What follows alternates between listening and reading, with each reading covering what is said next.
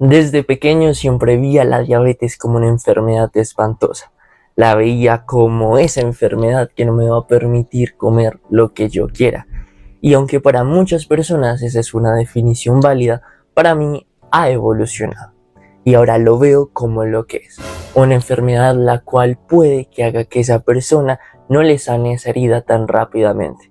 O tal vez pierda sensibilidad en sus pies, en sus manos, que pueda perder la visión y que realmente si no se controla puede llegar hasta la muerte. Así que empecemos desde el comienzo para entender esa enfermedad. Y aquí tenemos que ir hacia el páncreas, ese órgano que tiene tanto una parte endocrina como una parte exocrina. En este caso nos vamos a centrar en su parte endocrina, que se encarga principalmente de secretar tanto la insulina como el glucagón. Todas nuestras células necesitan de energía que se traduce en el ATP. La forma más efectiva de conseguirlo es por medio de la glucosa, el cual viene de los carbohidratos. Sin embargo, hay dietas en las que se limitan mucho su consumo, ya que lo solemos relacionar con ganancia de tejido adiposo. Pero al seguir estas dietas sin la necesidad de andar consumiendo, por ejemplo, un dulce, que es lo que más relacionamos con azúcar, y aún así poder tener la energía que diariamente tenemos, es gracias a nuestro hígado, ya que él es todo un trabajador y se encarga de convertir, por ejemplo, los lípidos, las proteínas, según la necesidad, en glucosa si el cuerpo así lo necesita. Aún así necesitamos tener glucosa en nuestro cuerpo, ya que tenemos órganos glucodependientes, como lo es nuestro hermoso cerebro. En este caso tenemos unos rangos específicos saludables de glucosa en el que nuestro cuerpo se encarga de mantenernos constantemente. Aquí aparecen dos conceptos muy importantes. El primero es la hipoglucemia, que son los niveles disminuidos de azúcar en sangre. Para la persona que lo padece puede ser bastante problemático, ya que puede generar desde temblores hasta llegar al desmayo o al coma. Y por el otro lado tenemos a la hiperglucemia, que es todo lo contrario. En este caso son los niveles elevados de azúcar en sangre, que también es algo bastante malo y se suele ver mucho en los pacientes diabéticos no controlados. En este caso, lo que sucede es que la glucosa va por la sangre. Al aumentar la cantidad de esta glucosa, podríamos verlo de una forma simplificada en que la sangre se vuelve más espesa. En este caso, es porque estamos agregando más soluto a esa solución de la sangre. Esto puede generar problemas en órganos como el riñón, en el sistema nervioso y también en el sistema cardiovascular.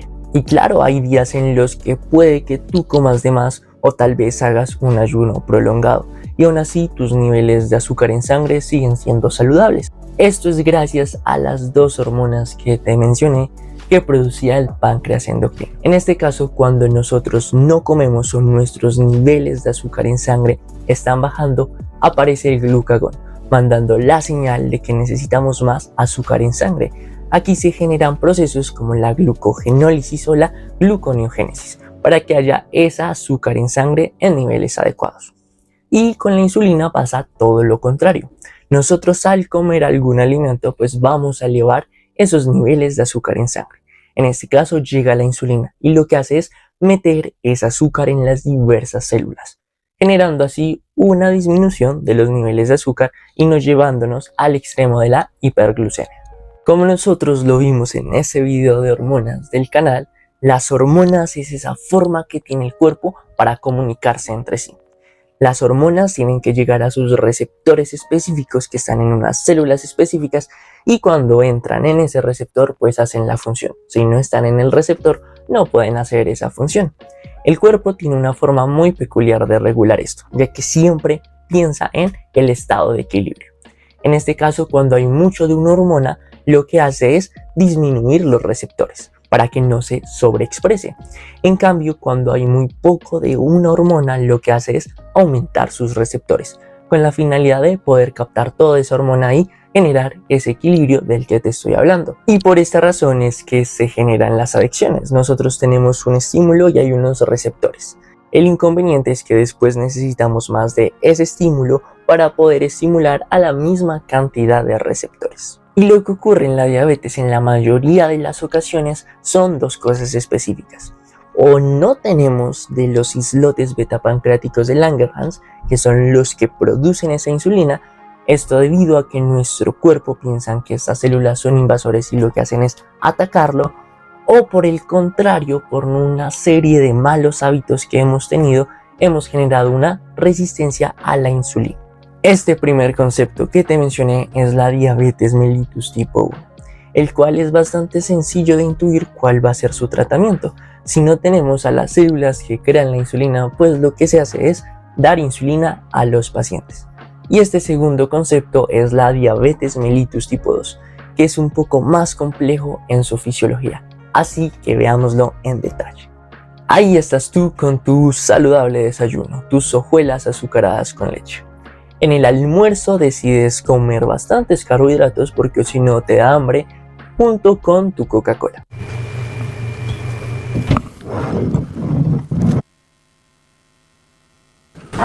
En las 11 comes café con pan y en la noche puede que caiga una deliciosa pizza. Y el ejercicio no es para ti, ¿verdad? Tu cuerpo dice, necesitamos acumular esta cantidad de glucosa, porque esta glucosa es energía que no podemos desperdiciar como si nada. Así que crea adipocitos. El inconveniente es que estos adipocitos son inflamación que vienen con factor de necrosis tumoral alfa, con interleucina 6 y con resistencia a la insulina. Y esto no es algo que se realiza un día, sino que es algo constante, algo periódico. Así que los adipocitos son como un globo.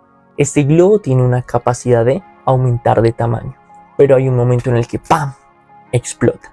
Y al explotarse va a ser dirigido por medio de las lipoproteínas a el miocito, al páncreas y al hepatocito principalmente. En el miocito y en el páncreas va a generar glucotoxicidad, generando en el músculo mayor resistencia a la insulina, y en el páncreas va a ser más ineficiente esa creación de insulina. En cambio, el hepatocito es todo un trabajador y lo que hace es convertir esos lípidos en glucosa.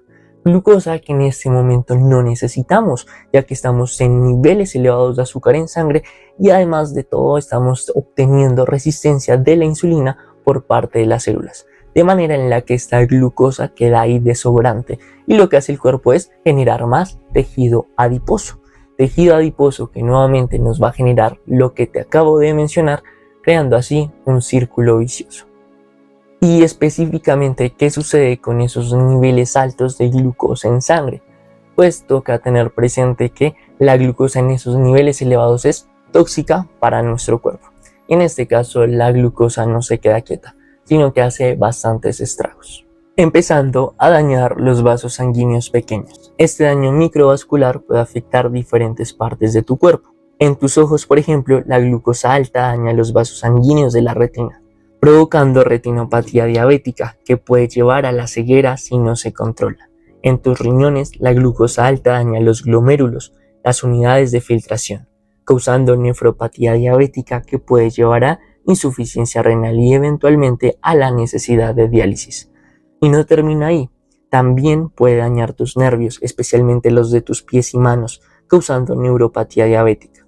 Esto puede provocar entumecimiento, dolor y una pérdida de la sensación, lo que significa que puedes lastimarte sin darte cuenta y desarrollar infecciones que no sanan bien. Pero no solo los vasos sanguíneos pequeños se ven afectados, también los grandes, causando enfermedades cardiovasculares. Las arterias se endurecen y se estrechan debido a la formación de placas de ateroma, lo que puede llevar a infartos de miocardio y accidentes cerebrovasculares. Además, tus piernas pueden sufrir por la disminución del flujo sanguíneo, causando claudicación intermitente y aumentando el riesgo de amputaciones debido a infecciones que no sanan. También aquí se ve afectado el sistema inmunológico, en donde por medio de esos niveles tan elevados no puede funcionar adecuadamente. La tríada de la diabetes. La diabetes tiene una tríada clásica, conformada por polidipsia, poliuria y polifagia. A estas tres se le añade una cuarta P, que es la pérdida de peso. Entendamos cada una de ellas. Tenemos de primeras a la polidipsia. Estamos en el entorno en el que tenemos niveles elevados de glucosa en sangre. En este caso, nuestro cuerpo siempre busca estar regulado osmóticamente. Así que el líquido que tenemos intracelularmente, eso quiere decir el de nuestras células, va a ser llevado hacia el extracelular para que llegue a la sangre, ya que hay una mayor cantidad de soluto en este. El inconveniente es que esto va a deshidratar nuestras células. Las células en el hipotálamo, una región del cerebro que controla muchas funciones vitales, detecta esta alta osmolaridad. Específicamente, los osmorreceptores en el hipotálamo se activan. Estos receptores luego envían señales al centro de la seta en el hipotálamo, particularmente al núcleo supraóptico y al núcleo paraventricular. Después tenemos a la polifagia, que es que esa persona tiene mayor sensación de hambre, que come más.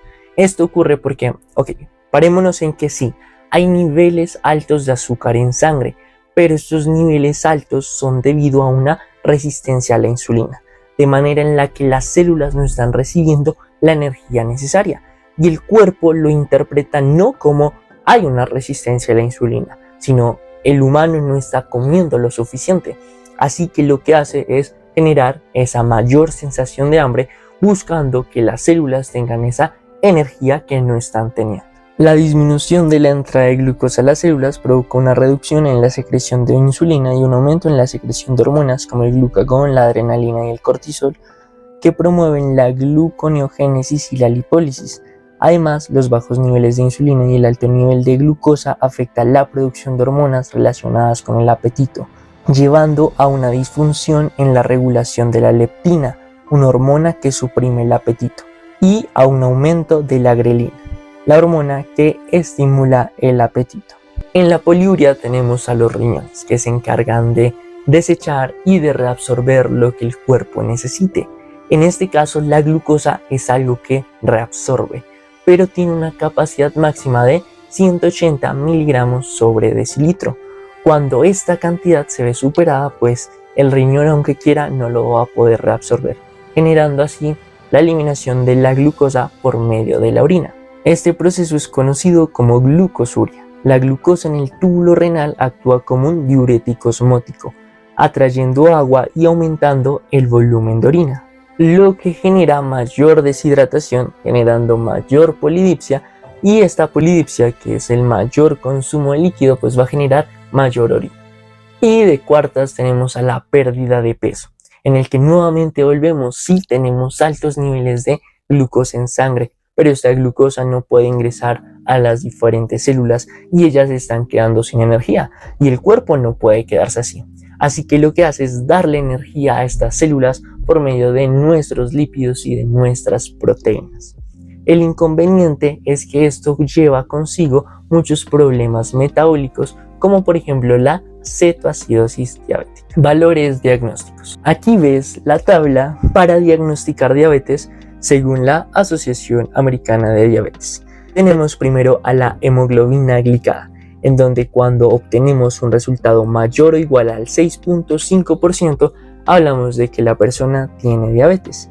Esta prueba mide la cantidad de glucosa que se adhiere a la hemoglobina en los glóbulos rojos, dado que ellos tienen una vida media de aproximadamente 120 días.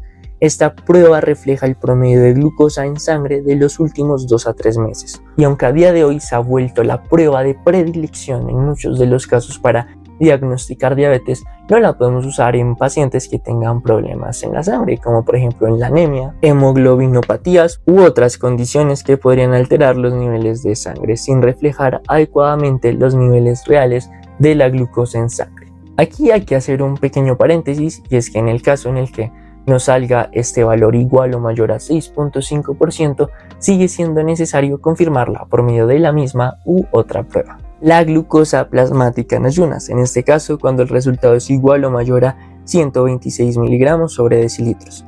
Esta prueba mide la cantidad de glucosa en la sangre después de al menos 8 horas de ayuno. Glucosa postprandial de 2 horas durante la prueba de tolerancia oral a la glucosa o PTOG.